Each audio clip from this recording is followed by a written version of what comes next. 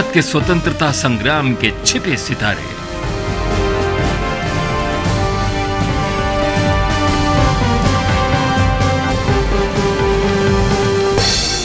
शहीदों की चिताओं पर लगेंगे हर बरस मेले, वतन पर मरने वालों का यही बाकी निशान होगा।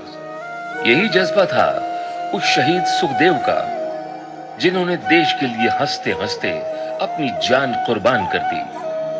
भगत सिंह और राजगुरु का नाम तब तक पूरा नहीं होता जब तक उनके साथ सुखदेव का नाम न लिया जाए।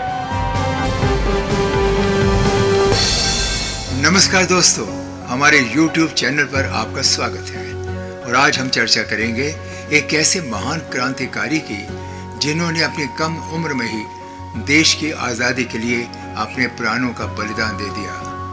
उनका नाम सुनते ही हर भारतीय का सिर गर्व से ऊंचा हो जाता है। शहीद सुखदेव। सुखदेव ने भगत सिंह और राजगुरु जैसे वीरों के साथ मिलकर उस सपने को साकार करने की ठानी थी, जिसमें भारत को स्वतंत्रता की खुली हवा में सांस लेते देखना था। तो आइए उनके जीवन के कुछ अनसुनी कहानियां और प्रेरणादायक घटनाओं को जानें।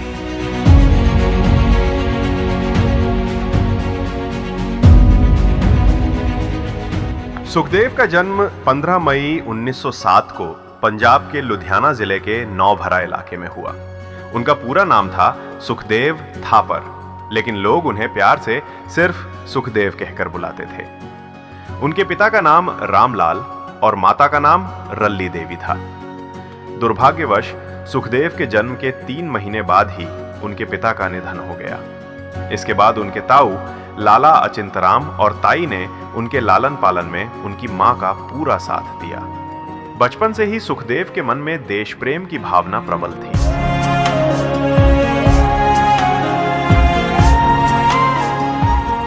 सुखदेव की मां रल्ली देवी बच्चों को अक्सर देशभक्ति और महान विभूतियों की कहानियां सुनाया करती थी। वे उनके वीर महापुरुषों की जीवन गाथाओं के जरिए राष्ट्र प्रेम का पाठ पढ़ाती थी। सुखदेव इन कहानियों को बड़े ध्यान से सुनते और उनसे प्रेरित होते। उन्हीं कहानियों ने उनके मन में देशभक्ति का बीज बोया। बचपन से ही उन्होंने ठान लिया था कि बड़े होकर वे एक वीर, साहसी और सच्चे देशभक्त बनेंगे। ये देशभक्ति की भावना ही थी जिसने उन्हें भारत की आजादी के लिए अपना सब कुछ न्यौछावर करने का जज्बा दिया।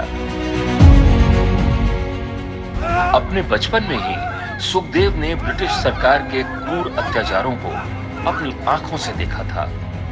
इन अत्याचारों ने उनके मन में आजादी की आग जला दी और उन्हें क्रांतिकारियों के साथ जुड़ने के लिए प्रेरित किया।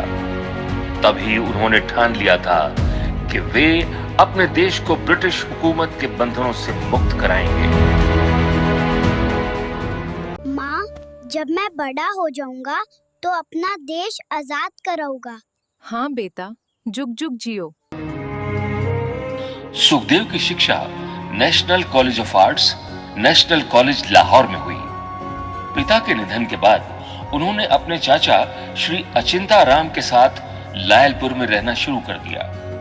श्री थापर नागरिक समाज के एक प्रमुख सदस्य और स्वतंत्रता सेनानी थे, जो आर्य समाज से भी जुड़े थे। उनके नेतृत्व और मार्गदर्शन में सुखदेव का व्यक्तित्व और आदर्श विकसित हुए।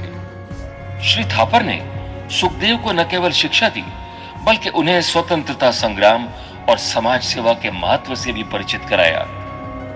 अपने चाचा के सानिध्य में सुखदेव ने न केवल अकादमिक सफलता प्राप्त की, बल्कि देशभक्ति और समाज सेवा के गुण भी सीखे।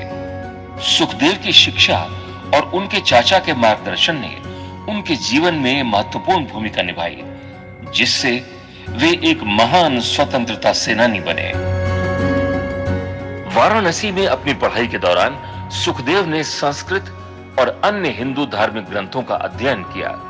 इसी दौरान उनका संपर्क युवा क्रांतिकारियों से हुआ।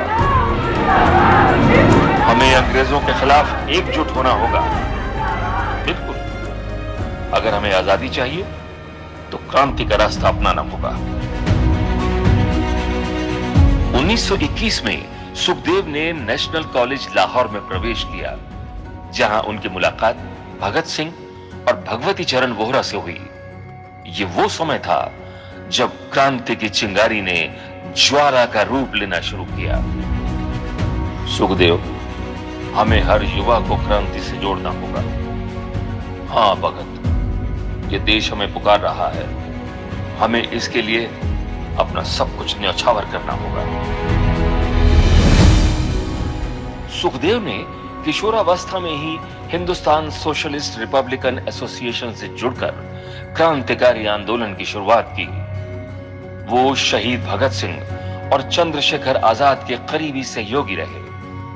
सुखदेव ने न सिर्फ पंजाब में बल्कि पूरे उत्तर भारत में संगठन का विस्तार करने और क्रांतिकारी गतिविधियों को मजबूत बनाने में अहम भूमिका निभाई। उनके प्रयासों ने आजादी की लड़ाई को एक नई दिशा दी। वर्ष 1926 में नौजवान भारत सभा की स्थापना हुई, जिसमें सुखदेव, भगत सिंह, भगवती चरण और जयचंद विद्यालंकार मुख्य संयोजक थे। असहयोग आंदोलन की विफलता के बाद इस सभा ने युवाओं को प्रेरित किया और आजादी के आंदोलन की नई उम्मीद बनकर उभरे। अमृतसर को इस सभा का केंद्र बनाया गया, जहां से देश भर के युवाओं को जागरूक और संगठित करने का काम हुआ। हमारे देश को आजादी चाहिए और इसके लिए हर युवा को तैयार होना होगा। आजादी का रास्ता आसान नहीं, लेकिन ये हमारे लिए अनिवार्य है। 30 अक्टूबर 1928 को ब्रिटिश हुकूमत द्वारा जबरन साइमन कमीशन को लागू करने पर जब लोगों ने इसका कड़ा विरोध किया, तब लाला लाजपत राय ने साइमन वापस जाओ का नारा देते हुए इसका विरोध किया। लेकिन इस विरोध के चलते वहां ब्रिटिश सरकार द्वारा लाठीचार्ज कर दिया गया, जिसमें लाला लाजपत राय की मौत हो गई। सुखदेव और उनके साथियों ने इसका बदला लेने की योजना बनाई। हमारे नेता का अपमान हम बर्दाश्त नहीं करेंगे। हम लाला जी के बलिदान को व्यर्थ नहीं जाने देंगे। कर्नल सैंडर्स की हत्या से ब्रिटिश साम्राज्य को जवाब देना होगा। भगत सिंह और बटुकेश्वर दत्त को असेंबली बम कांड में गिरफ्तार कर उन पर मुकदमा चलाया गया। जांच में पता चला कि भगत सिंह और सुखदेव और राजगुरु ने कर्नल जेपी सैंडर्स की हत्या की थी। उन्होंने सैंडर्स को पुलिस अधिकारी समझकर गोली मारी थी, क्योंकि उसने लाठी चार्ज का आदेश दिया था, जिसमें लाला लाजपत राय की मौत हो गई थी। इस मामले को दोबारा अदालत में खोला गया और तीनों क्रांतिकारियों पर सैंडर्स की हत्या का आरोप लगाया गया। जेल में रहते हुए सुखदेव ने न केवल क्रांतिकारी गतिविधियों को जारी रखा, बल्कि महात्मा गांधी को भी एक ऐतिहासिक पत्र लिखा। इस पत्र में उन्होंने क्रांतिकारियों की उपेक्षा का विरोध किया। गांधी जी हमारे बलिदान को क्यों नहीं समझ रहे हैं? क्रांति की जरूरत को क्यों नकारा जा रहा है? कहा जाता है कि भगत सिंह, सुखदेव और उनके साथियों ने अदालत में प्रवेश करते समय जोश से भरे नारे लगाए, जैसे इनकलाब जिंदाबाद और सरफरोशी की तमन्ना अब हमारे दिल में है। जेल की अमानवीय परिस्थितियों के खिलाफ सुखदेव और उनके साथियों ने भूख हड़ताल शुरू कर दी। उनकी मांग थी कि उन्हें अपराधियों की तरह नहीं, बल्कि राजनीतिक कैदियों जैसा सम्मान दिया जाए। उनकी इस हिम्मत और दृढ़ संकल्प ने पूरे देश को झकझोर दिया और लोग इन क्रांतिकारियों के समर्थन में एकजुट हो गए।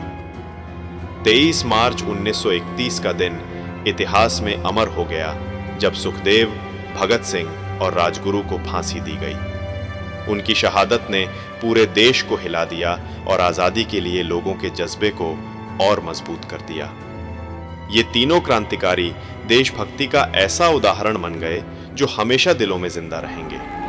हमारा बलिदान व्यर्थ नहीं जाएगा।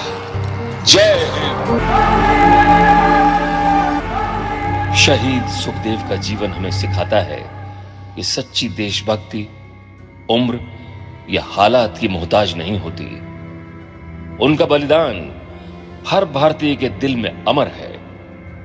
23 मार्च को शहीद दिवस के रूप में हम उनके बलिदान को श्रद्धांजलि देते हैं। आइए उनके सपनों का भारत बनाने का प्रण लें। जय हिंद।